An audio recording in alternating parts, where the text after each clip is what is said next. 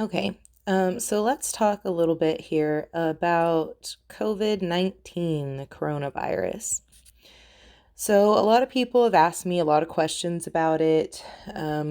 They've asked me how to protect themselves and things like that. I'm a registered nurse with a bachelor's of science in nursing, and I've been following this very closely, reading all the studies, putting together all the data, watching every single day's World Health Organization press conference, every CDC telebriefing, press conference, community call for healthcare providers. Um, so I've been following this. I have a journal that's probably a couple hundred pages full of everything that happens day to day and everything I've learned. So let's talk about a few basics here. So this virus obviously broke out in Wuhan that we know of, probably transferring from some type of bat. There's speculation it was man-made, whatever this situation. Who really knows where it came from, right? Nobody knows at this point. Nobody knows what the intermediate source animal is, if it went from bats or if it went directly from bats to people.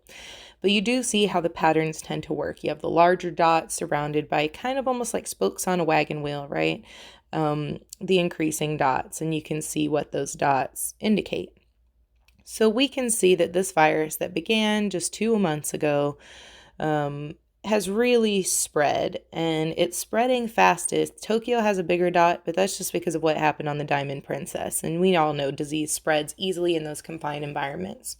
So this Singapore dot is really one of the dots that really shows us a little bit more information in that it's spreading very easily and from person to person within a community where the temperature is high 80s to low 90s with a tropical climate.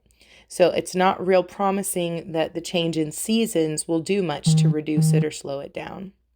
Now, as you can see, the dots get smaller, moving away from the epicenter typically, and then they grow with time. This virus is spreading very readily. There's going to be a new dot in Egypt now that we have a case confirmed there. It's spreading out through, the European continent, like this whole area. We have it in North America. In multiple locations, kind of ringing around at the international airport cities. We're now doing spot testing in Seattle, San Francisco, and 3 other major cities with people with flu-like symptoms beyond just the people that fit the normal requirements for getting the test. So this will really help us start to monitor for when it does start community spread. So even, our CDC, everyone does feel in the medical world, in the scientific community, that despite China's extreme efforts to contain it, it's spilled over. It's already out there in the world, okay? So don't panic, because what's going to happen with this virus is it will make its march across the world over the next 12 to 18 months. Really probably starting to manifest strongly mid-March. We'll really see the spread. Because as we know, it moves very slowly, right? It has an incubation period of 2 to 14 days, in which, there's a lot of debate, but our CDC director did say we do know it's passing during that asymptomatic time period. So it will be passing amongst people. It will spread very easily. It will spread far and wide. And that's just the reality. So don't panic. Think more in the mindset of knowing that it is most likely this thing will go everywhere.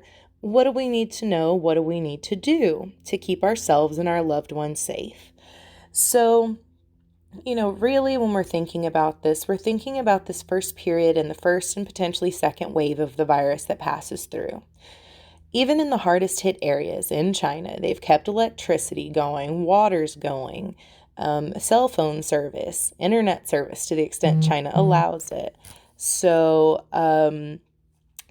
it's really one of those things that it's not going to cause Armageddon. It's not going to be a Hollywood movie where all of a sudden we're back in the Stone Age and everybody's fighting everybody and groups of cannibals are running around, eating other people because everyone's starving. That's not going to happen, okay? So let's calm down to a rational, normal level, okay? So what is the main thing we really want to look at? So it's, the potential with a goal of keeping our healthcare system from being overwhelmed, reducing the strain on our hospitals, and what we can do to contribute to our community as this unfolds are the following things. First, just be prepared that they may ask us, they may not force us into massive quarantines like China, which sounds scary, but really, they may ask people as the virus really starts to circulate and pick up in their cities. They may go ahead and close schools and some businesses, and they may ask you, please, if you don't have to go out, please stay home. This will help you and everyone in your family to avoid and prevent infection.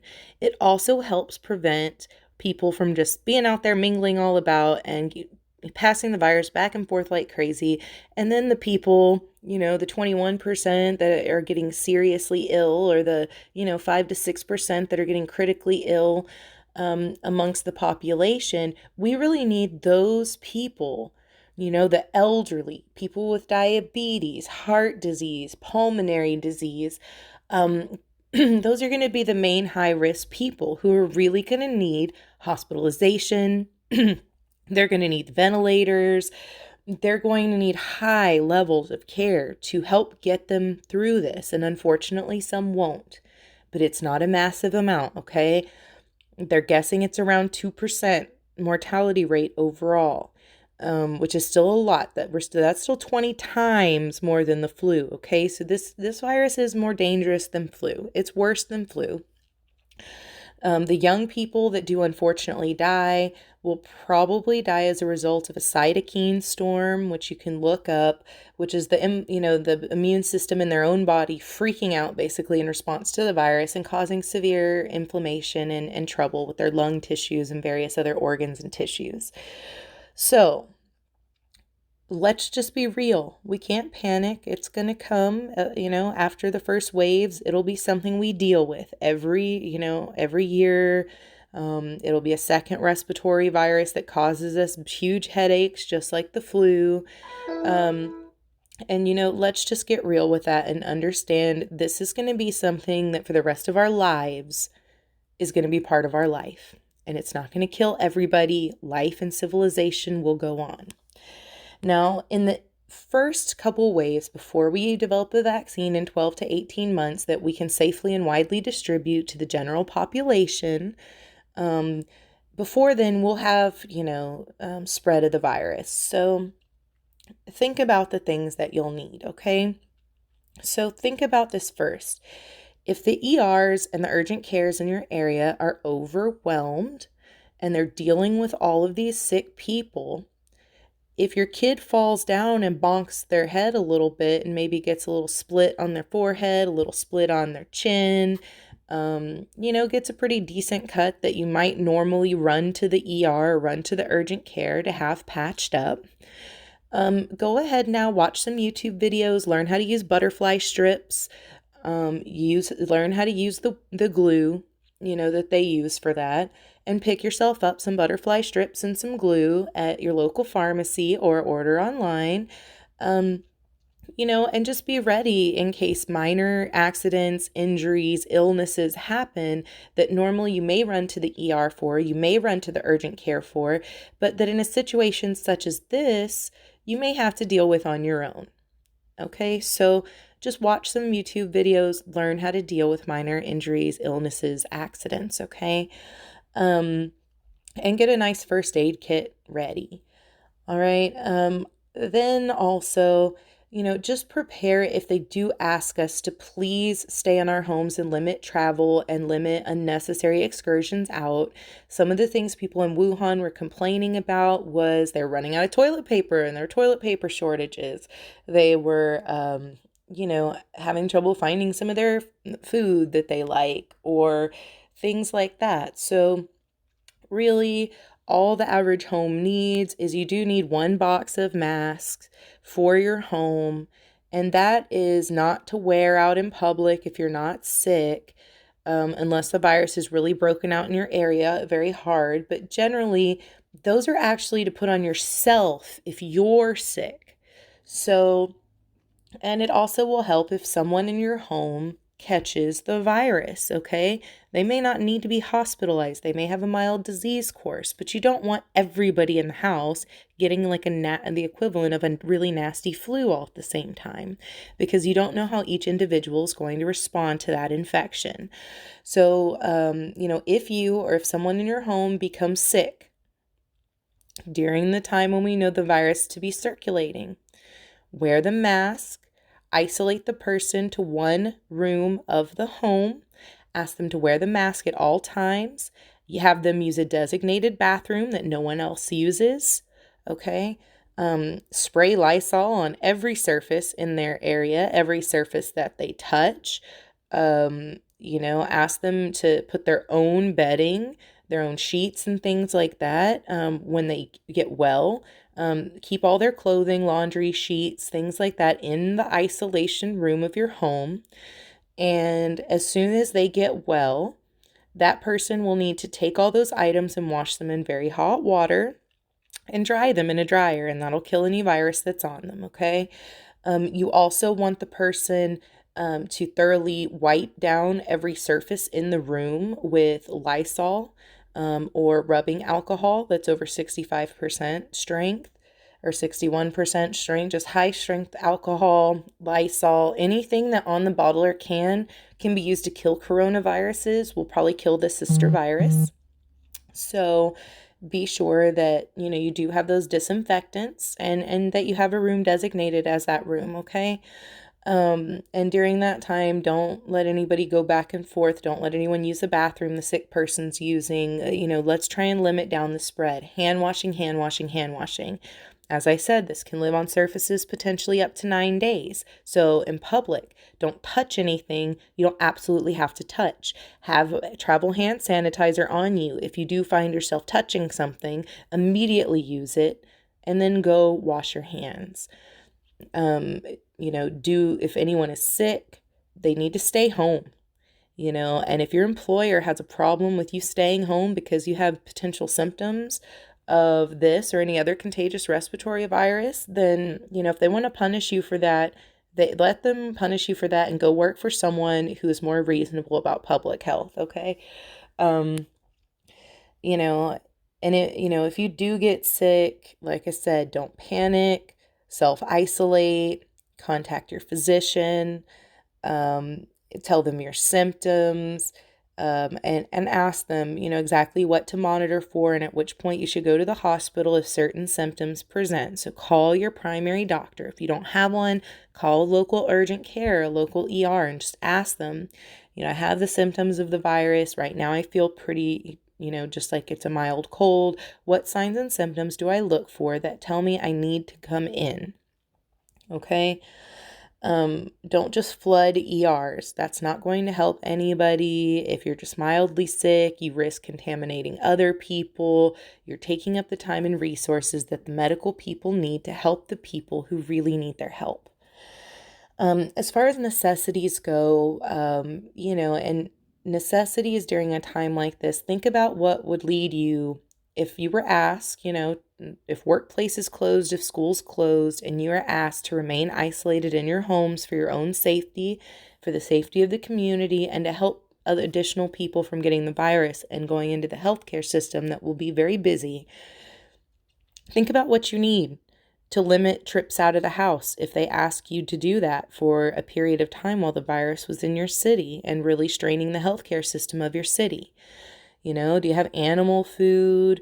Do you have a stash of some long-lasting food products? Pastas, pasta sauces, frozen meat, canned meats, canned pastas, beans, dried rice, cereal, boxes of cereal, powdered milk, diapers, wipes, toilet paper, toothpaste, all your essential items, extra gas for the car. There can be gas shortages at a time like that. So if you do have an emergency, you do need to use your vehicle. Think about the possibility that gas may be hard to find for small periods of time. Again, this won't be Armageddon. You don't have to prep like it's Armageddon. You just have to prep reasonably. Look at the FEMA website. Put together the kit they tell you to put together. I mean, even if coronavirus doesn't become a huge issue in your city or your town, the kits apply across the board for any emergencies, any sort of natural disasters, anything that happens, okay? So let's be reasonable. All right. Now, to prevent people in your home from getting sick, here are the key things that you and your children need to do, or you and the family members need to do to reduce your risk of catching the illness.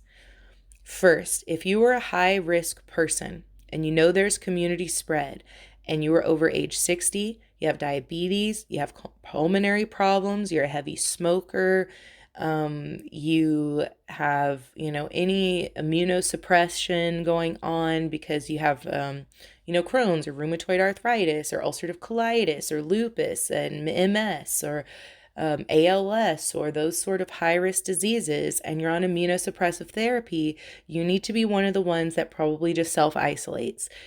Don't go out unless you absolutely must go out, and no one can deliver things to you and no one can go do the errand for you. That's routinely a very healthy young person. So you do probably need to limit your travel outside the home in a big way if the clusters pop up in your area, okay? Other people, young, healthy people, children of school age, people who typically will handle the virus very well. For those individuals, when you're out in public, if you have to cough or sneeze, please do so into the crook of your elbow by bending your elbow, putting your face into the crook of your elbow and doing it there, pulling your shirt over your face into your shirt, tissues, those sorts of things, because you don't want to use your hands to cover your cough or sneeze and then touch things. If you're coming down with the virus, you're just spreading it to other people who may not handle it as well as you do. So be very thoughtful of other people in this situation. If you see someone out in public, they're coughing and sneezing, kindly remind them, could you cover that cough with your elbow or something like that? Because this is going to spread mostly in droplet form, most likely from those coughs and sneezes, what gets sprayed out when they cough and sneeze. It travels at least a 6-foot radius from the individual. It lands on the surfaces in that area and can stay there for potentially 9 days for all we know at this point. It can also spread potentially through the fecal oral route. So, hover those toilet seats in public bathrooms, flush with your elbow or with your foot gently on the handle, not to break the public toilets, please.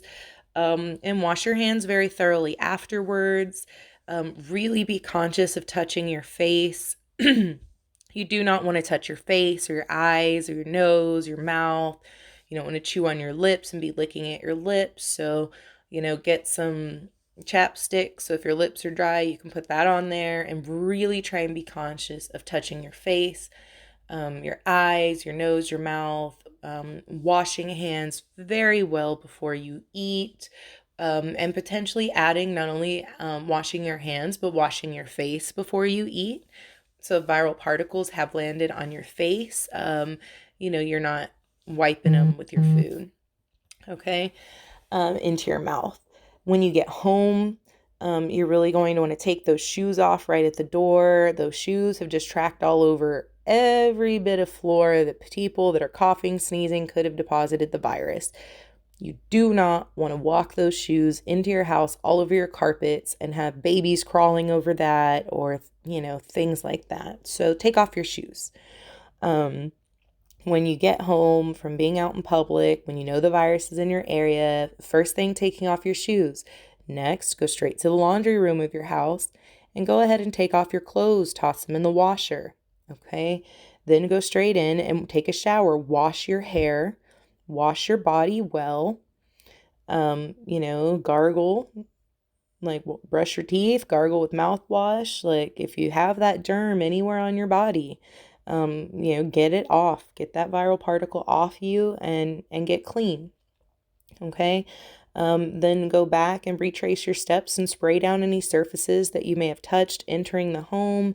Do not touch the surfaces with bare hands. Just get a box of gloves to do this. After you come in the house, put on your gloves, retrace your steps, spray down the door handles.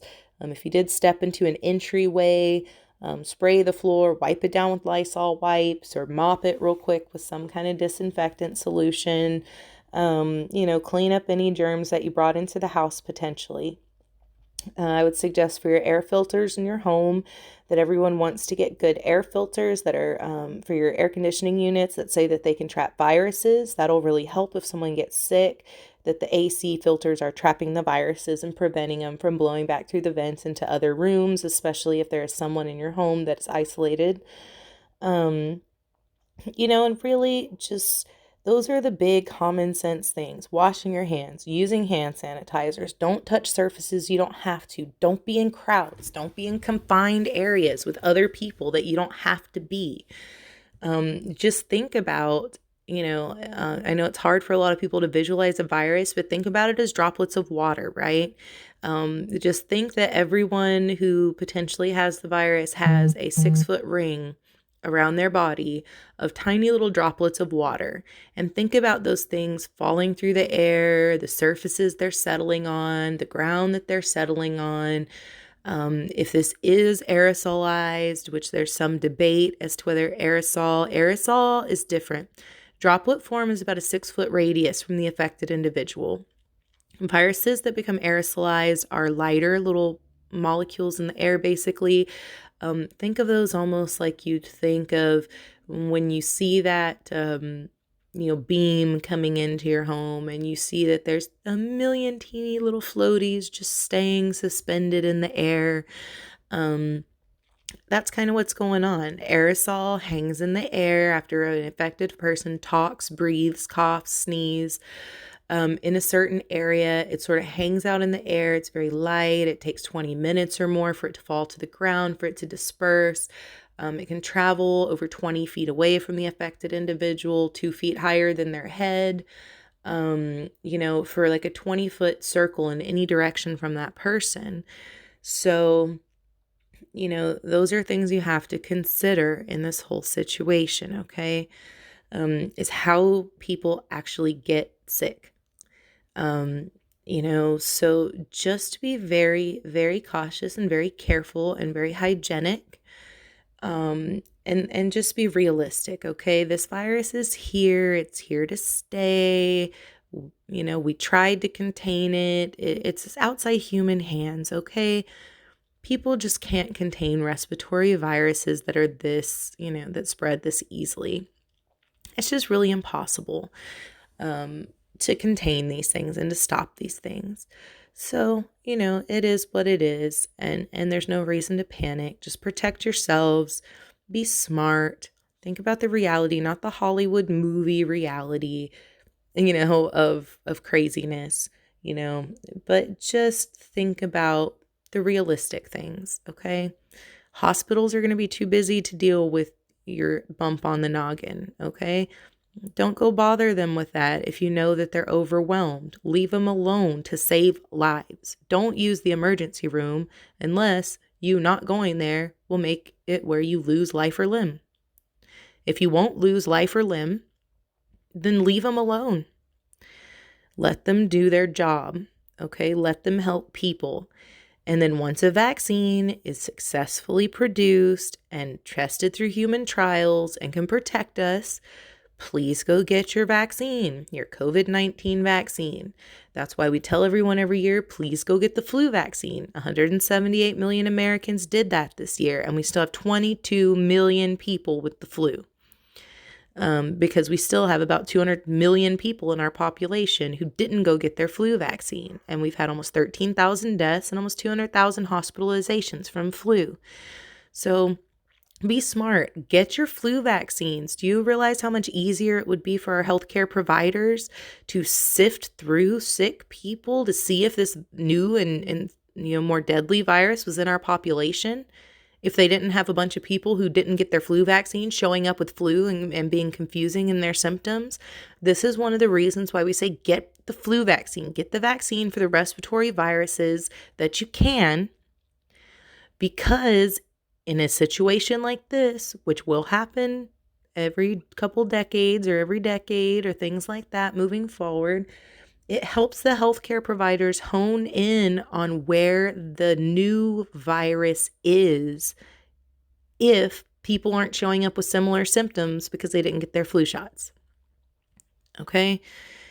It's public health, just get your vaccines. If COVID-19 gets a vaccine, get the vaccine. Even if you're not in the high risk group, protect your fellow citizens in your communities who are high risk that you could kill by passing the flu to those people or by passing COVID-19 to those at-risk people. So take those things into consideration. I really, really hope that no one gets sick that hears this video. I hope that everyone does well. I hope that if it does move through, we find that the mortality rate is not as high as it looks to be. But if it is, do not panic, okay? If you hear large numbers of people in your area are dying from the virus, put it into perspective on how many are infected versus how many are dying. It is a scary time. All of humanity is in this together. It's not going to discriminate. It doesn't care where you're from. It doesn't care what color your skin is. It doesn't care what nationality. It doesn't care if you're young or you're old. It's gonna hit everyone. And that's just the way it is. And so rather than freak out the whole time it's coming and be like, oh my gosh, it's gonna kill everybody. It's not. Nothing has 100% mortality rate, and the mortality rate of this thing is far from that. Okay. Human beings, we've gotten through many pandemics and look at us still going. So, and we'll always keep going. No matter the pandemic, it'll never kill us all, right? All we can do is be smart, think realistically on the problems that will occur in your area if and when the virus breaks out there, how to prepare so that you can be as safe as possible if and when it happens. Take care of each other, take care of your elderly neighbors, make plans for, what if you and your spouse both get horribly sick with it? Who's going to take care of the children during that time? A problem we had in the 1918 flu pandemic was parents were getting very sick or potentially dying from the virus and leaving uncared for little children behind. So, just make realistic plans on who's going to take care of the children if you come down with the virus. Who's going to make sure that the elderly people that you're caring for are cared for if you get sick? How are you going to protect those elderly people in your life? How are you going to protect the little bitty babies that are around? How are you going to protect the immunosuppressed people that you know? And if your community calls for you and you're a doctor, you're a nurse, you're a lab tech, you're a healthcare provider of any kind, or just a volunteer, and your community calls out for you and says, hey, we need help. Go help. Call the Red Cross. Tell them you'll be a volunteer if you're needed. We will, I'm sure the medical people, we will try and have masks and proper gear for everybody that's working out there. And, the mortality rate in America will depend on the willingness of the public to cooperate with what we're asked to do for public safety and to volunteer when we're asked to step up. It's one of those situations, again, with the old quote of ask not what your country can do for you, but what you can do for your country. Help whoever you can, wherever you can. Let's reduce the mortality rate in America. Let's reduce the community spread in America and all over the world. Let's all work together as a global community and see what we can do to help each other. And that's everything I can think to suggest. Stay safe, everybody. Stay informed and stay calm. Don't panic.